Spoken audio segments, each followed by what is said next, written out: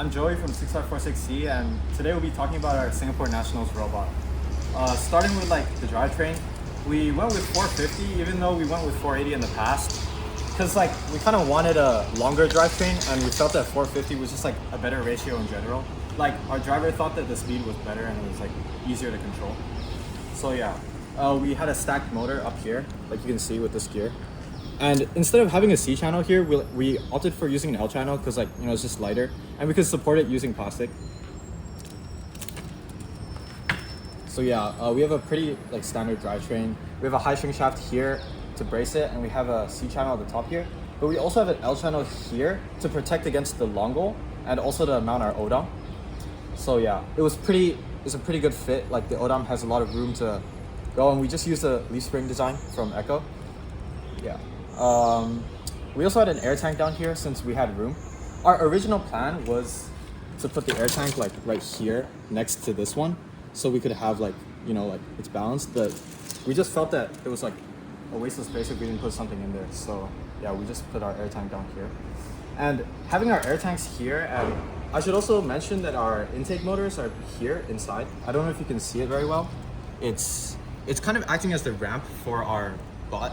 And the reason for that is that everything is just really compact and low. It makes our center of gravity pretty good. And yeah, we never tipped in a match, so I think it really paid off.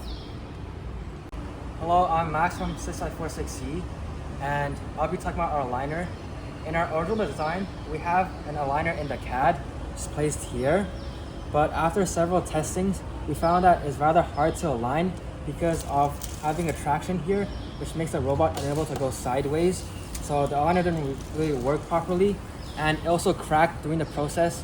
So instead, we just removed the aligner and used the zip ties to slide into the goal.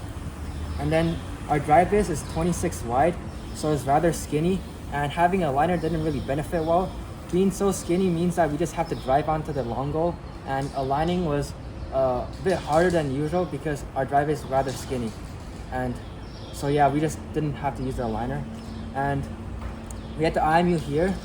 These are cut off from the big Omni wheels, and then they just act as compression, and this helps us to get better readings, and it's just rather forgiving since it can remove some of the vibration from driving around.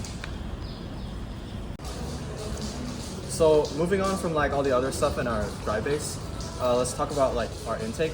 So we just use a normal match loader with the pivoting plastic piece to get from the match loader, and we had this kind of cut in the plastic to get into the weird orientations of the ball, and it just made it really consistent. And we actually had a pretty quick match load. It was a little over a second for all 6 of them, and it just really helped in auton and everything in general. So starting with our intake, we decided to just use all flex wheels. We didn't feel the need for band rollers because we didn't want to risk them getting caught.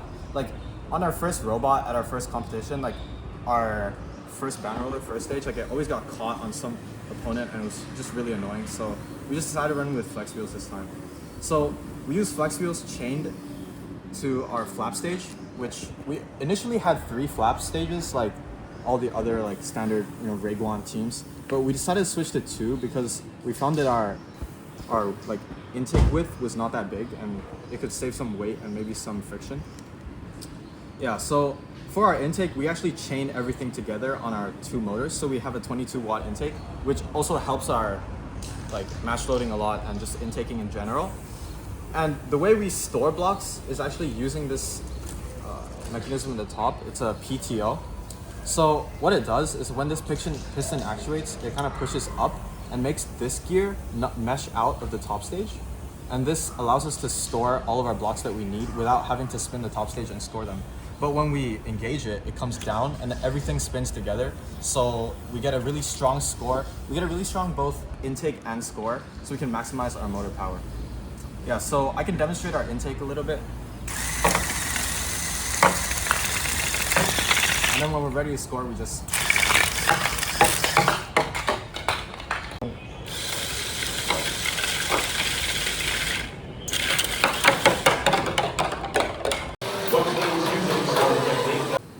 So the capacity of a robot is around 7 blocks. We chose this number was because that it's the number of the match loader plus the preload. And for funnels, we have these plastic funnels inside. What we did was we banded them together. It was a 10-ton VTEC where it applies pressure to the blocks constantly. And then for intake design, it barely touches the block in this position, but on the tiles, when the bot sinks down, it barely makes contact with the block, which is good since we don't need the chain tension there, and it also barely ramps up. Go. For the top stage of our intake, we had a pretty normal hood design, but something interesting about our hood is that our hood that we use to push the blocks is actually really long, and the reason for this is so that we can get a really big of a push, like at the end of Auton and like, at the end of our solo AWPs. And then like another interesting thing is that our top stage is like perfectly horizontal, slightly under actually, if you can see. And the reason for that is that, like, imagine there's a long goal here.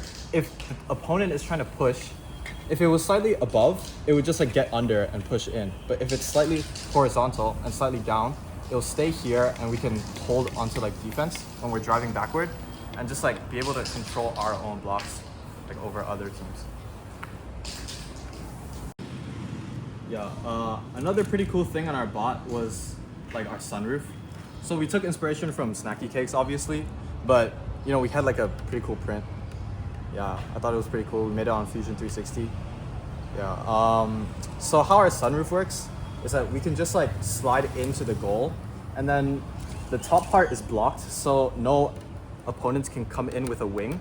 Even if this bends, like obviously when the long goal's here, it won't bend. And then we can like hold all of our blocks. And then we have this little stick out standoff thing using we bent our plastic.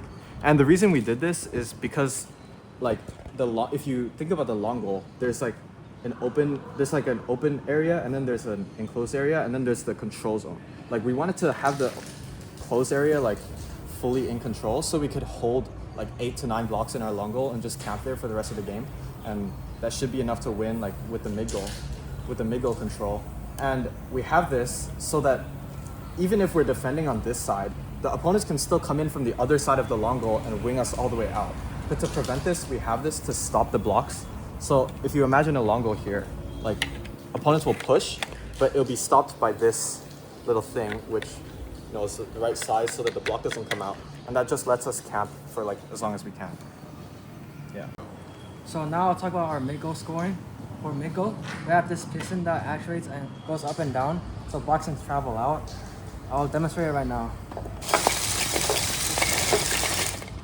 And then when mid goal actuates, the block just falls out and comes out from the center and scores the middle goal. So next up we have our wing. For the wing, we have this standoff bent. We chose this was because we thought about that if the standoff was straight, the arc of the rotation will actually be like longer.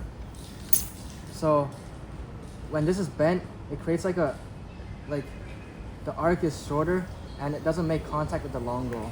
When we have the standoff straight, it caught with the side of the long goal and can stuck our wing inside of it because our wing is like rather long. And for the wing aligner, the piece right here helps us align to the long goal. However, having traction wheels does sometimes make alignment harder because of the limit that it can go sideways. But in matches, we still managed to pull off some crazy wing play. Yeah, overall we were pretty proud of our result with this bot at our competition. We placed 5th in quals. We really only lost one game because of a DQ. It was like pretty stupid. But yeah, it was a lot of fun building this bot, me and Max. We designed it on Fusion 360 first, obviously. And CAD is really important, and that's pretty much how we were able to build such an effective bot. And I feel like this is probably the best bot that we've ever built. So we're pretty happy to have placed pretty high at nationals with it. But unfortunately, we didn't make worlds, so we'll be seeing you guys next season.